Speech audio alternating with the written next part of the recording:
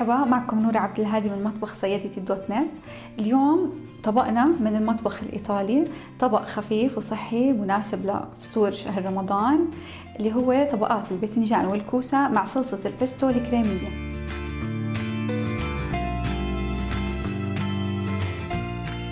الخطوة الأولى رح ندوب الطحين بالحليب على البارد.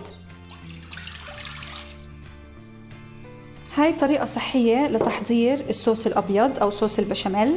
بهاي الطريقة ما بنستعمل لا زيت ولا زبدة.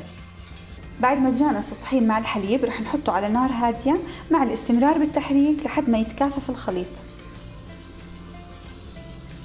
أول طبقة رح تكون من الصوص الأبيض، الطبقة الثانية رح تكون من الباذنجان المشوي، وبعدين طبقة ثانية من الصوص الأبيض، طبقة من الكوسة المشوية، طبقة من صوص الريحان، طبقة تانية من الباذنجان، ومنغطيها بالصوص الأبيض، وآخر إشي منغطيها بالجبنة.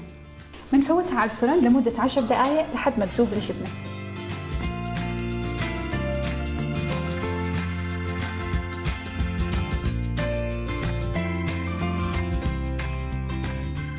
هيك بيكون طبقنا جاهز لليوم، طبق مناسب لعزايم رمضان. جربوه، شاركونا برأيكم على الفيسبوك، تويتر، انستغرام. استنونا بكرة بطبق جديد من مطبخ جديد.